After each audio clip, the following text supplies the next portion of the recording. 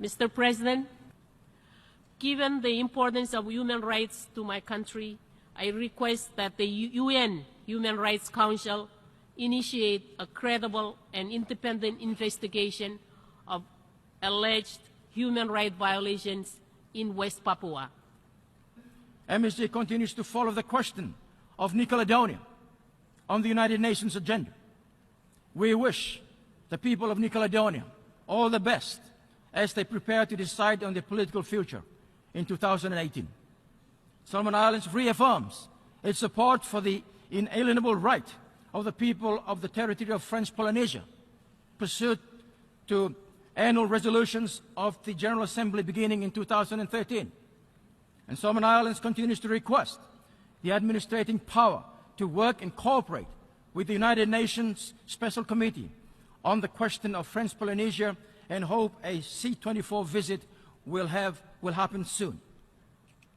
Mr. President, Solomon Islands is gravely concerned about the human rights violation against Melanesians in West Papua. Human rights violations in West Papua and the pursuit for self-determination of West Papua are two sides of the same coin. Many reports on human rights violations in West Papua emphasize the inherent corroboration between the right of self-determination that results in direct violation of human rights by Indonesia and its attempts to smother any form of opposition. The principle of sovereignty, Mr. President, is paramount in any institution whose core rationale is the respect for sovereignty. Now, if the jurisdiction of sovereignty rests on a series of decisions that are questionable, then there is a case to challenge the legality of the argument of sovereignty, as is the case of the New York Agreement and the Act of Free Choice. Solomon Islands adds its voice to those of other member countries and civil society organizations who are concerned about human rights violation in the Papua and West Papua regions of Indonesia.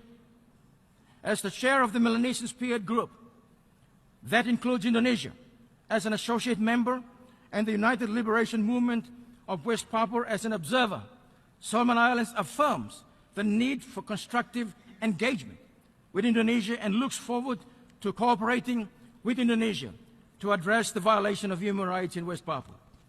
In the same way, the principle of self-determination must all be respected and honored. The violation of human rights in West Papua and their desire to achieve self-determination is a reality that this great body, this great hall, cannot continue to ignore. It must take this into account. It must not allow actions in the guise of principles of non-interference and sovereignty as reasons for inaction.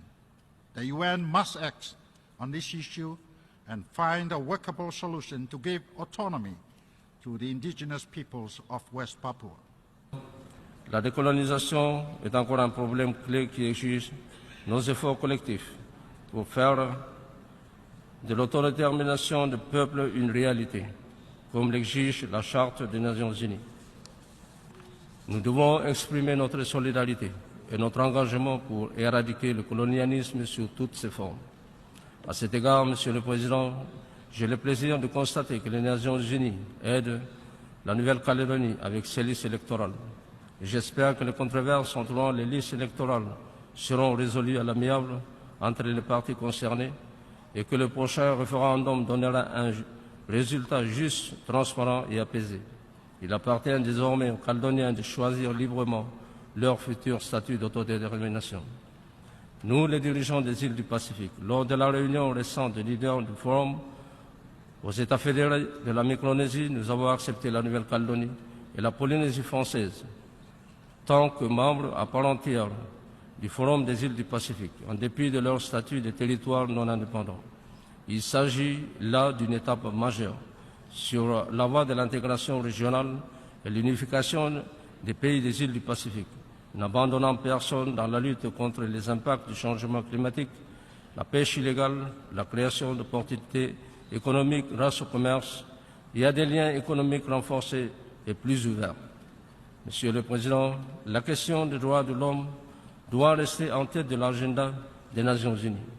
Le secrétaire général des Nations Unies, M. Ban Ki-moon, nous rappelait en 2012 que les droits de l'homme étaient inaliénables et constituaient un principe fondamental des Nations Unies. En tant que membre des Nations Unies, il est de notre devoir de demander que ces paroles soient traduites en actions concrètes. Monsieur le Président, les problèmes des droits de l'homme en Papouasie occidentale restent encore en suspens. Je me tiens encore sur ce podium, comme ont fait mes prédécesseurs, avec la même conviction morale, exhortant les Nations Unies à prendre des mesures concrètes pour résoudre cette question et mes collègues dirigeants à appuyer le plaidoyer des Papous occidentaux. Les Nations Unies ne doivent pas se voiler la face sur les abus en matière de droits de l'homme dans la province de la Papouasie occidentale. Le peuple de la Papouasie occidentale se tourne vers les Nations Unies pour une lueur d'espoir, un espoir de liberté dans l'exercice de leurs droits sur leur propre terre pour affirmer librement leur identité. J'exhorte les Nations Unies d'en faire un volet de son initiative, les droits humains avant tout. Nauru is deeply concerned regarding the situation in West Papua, including the alleged human rights abuses. As emphasized in the Pacific Islands Forum communique, it is important that there be an open and constructive dialogue with Indonesia on this matter. Mr. President, a little closer to home, we express for the welfare of the Pacific peoples that residents and citizens in the province of Western Papua, Indonesia. Last year, on this same podium, I stood here and spoke about human rights abuses taking place in Indonesia-ruled West Papua. In the year that has passed, nothing appears to have changed in that place. I use the word appears intentionally because now we still have no way of knowing exactly what is going on in there. Probably something is definitely wrong. Nearly half a century ago, when I was a young man anymore, I had learned, as many others in the region had done, that a wrong was done to the West Papuans. I'm not a young man. I have struggled against great odds much of my life for justice and democracy in my land. In the Christian faith, an universal truism is espoused through the story of the Good Samaritan. After seeing a badly injured man stripped of his clothing, who was a victim of a robbery lying in the sun by the road, without reservation or hesitation or consideration to religious or cultural restriction or biasness, this Samaritan's first reaction was to help the man from his suffering, to clothe him, and to nurse him to health. He took the man and put him in a logical accommodation where the injured man could recover. Tonga has probably neighborly concern for the welfare of the indigenous people of West Papua, as called for by a decision of our recent meeting of the Pacific Island Forum leaders earlier this month in the Federated States of Micronesia. Tonga supports the call for an open and constructive dialogue with Indonesia regarding the status and welfare of the people of West Papua. As a concerned neighbor, Tonga also calls on Indonesia as a forum dialogue partner to work with it and other Pacific Island Forum countries to facilitate this decision. of our fellow leaders, either bilaterally or through United Nations mechanisms. We join others to advocate for an amenable resolution to the problem in West Papua through meaningful and constructive dialogue.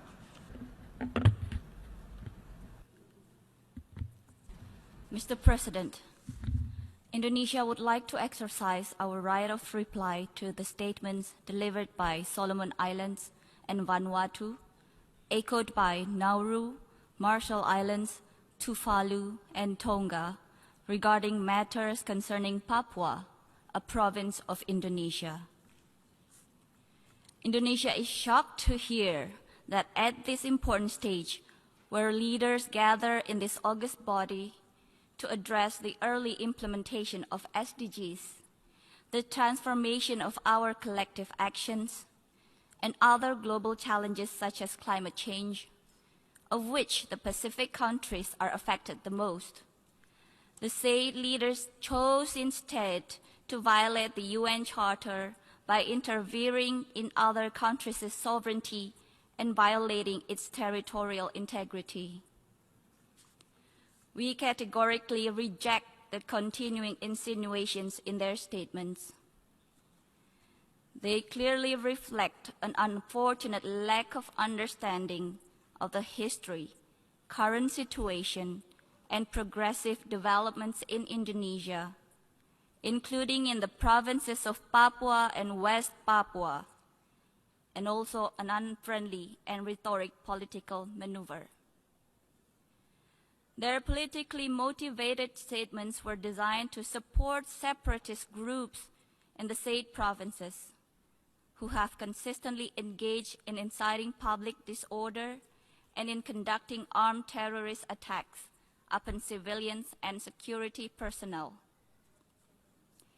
Evidently, the statement made by those countries clearly violates the purposes and objectives of the UN Charter and the principle of international law on friendly relations among states, as well as the sovereignty and territorial integrity of states.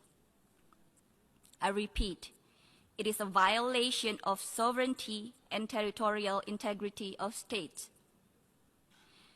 It is highly regrettable and dangerous for states to misuse the United Nations, including this August Assembly. These countries are using the General Assembly to advance their domestic agenda and for some countries to divert attention from political and social problems at home. The said countries are also using false and fabricated information as the basis of their statement. The conducts of these countries undermine the UN Charter and are detrimental to the credibility of this Assembly. Mr. President, Indonesia's commitment to protection of human rights is unquestionable. Indonesia is a founding member of the Human Rights Council. Indonesia has sat as member of the Council for 3 previous periods and is currently a member of the Council for the 4th time. Indonesia is the initiator of the ASEAN Intergovernmental Commission on Human Rights and OIC Independent Permanent Commission of Human Rights. Indonesia has ratified 8 out of 9 core international human rights instruments, all incorporated into our national legal system. In compared, 4 by Solomon Islands and 5 by Vanuatu. Indonesia is among few countries who have a continued national action plan on human rights and currently is on its 4th generation of the plan from 2015 to 2019.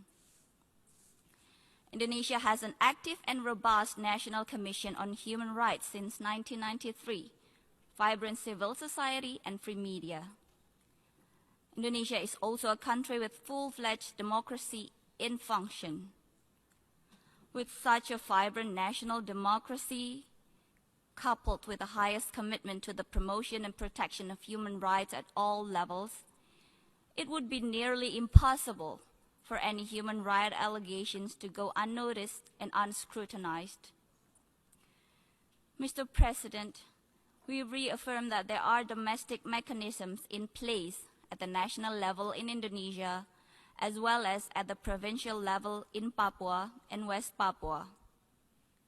For our part, Indonesia will continue to give appropriate focus to the development of Papua and West Papua provinces, and to the best interest of all. In conclusion, Mr. President, we have a saying in our Asia-Pacific region: when one points the index finger to others, the thumb finger automatically points to one's own face. I thank you. Greetings and Ocean for Peace. Solomon Islands would like to exercise its right of reply to the statement by Indonesia regarding the ongoing human rights violations of the Melanesian people in West Papua.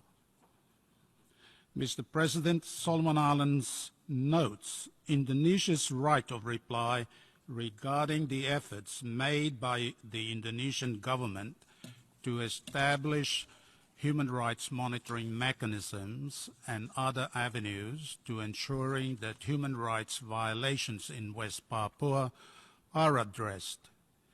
We note that Indonesia ratified the Convention Against Torture in 1998, but to date it has not been able to harmonize the law to include the definition of torture, let alone to criminalize and punish torture. Furthermore, Indonesia has not submitted its period report to the Committee Against Torture since 2008.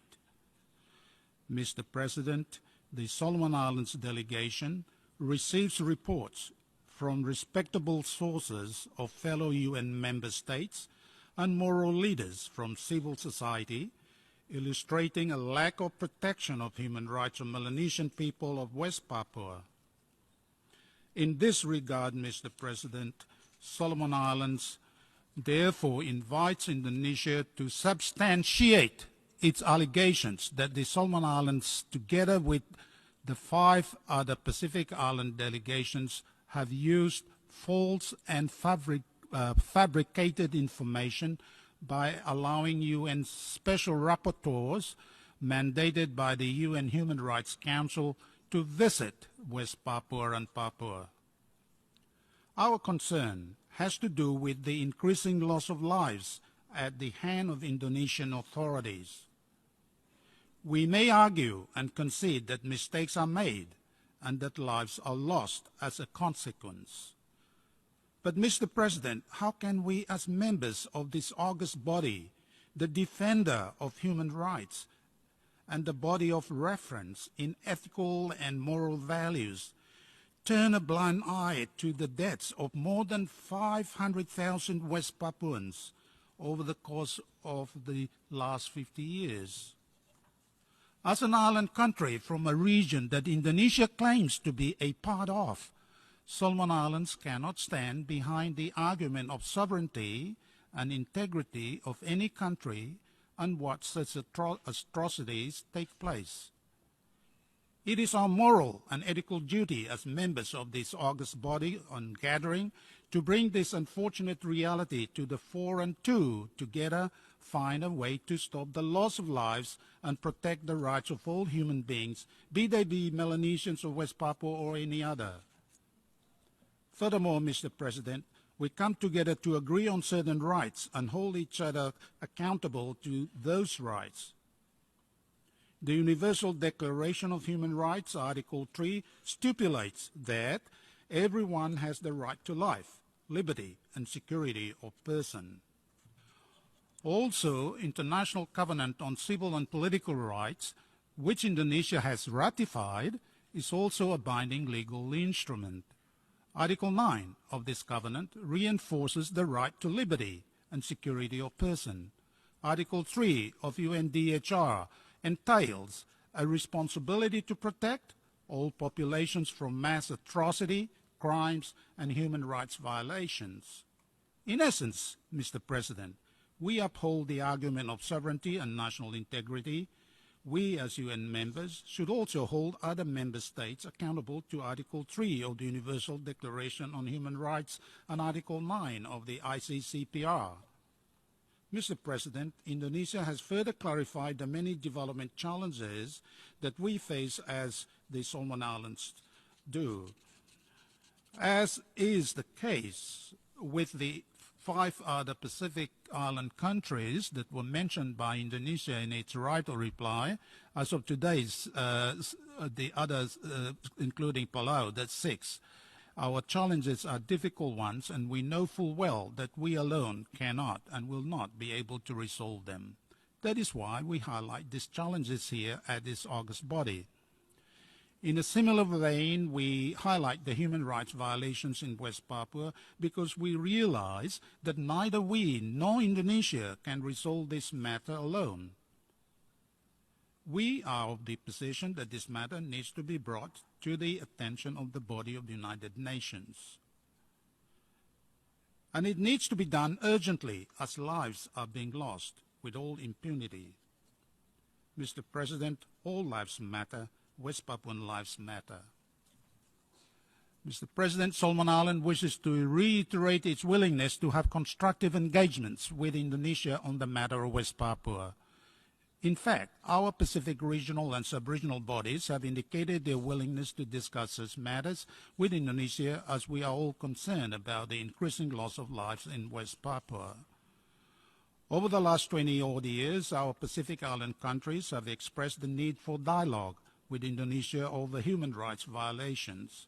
In fact, over the last 18 months, the regional and sub-regional organization of the Pacific Island countries have made 3 attempts to have constructive engagements with Indonesia. Mr. President, the lack of will to engage from Indonesia will not dampen the commitment of Solomon Islands together with 6 other Pacific Island countries to pursue dialogue and constructive engagement, as they are the only means to resolving this matter.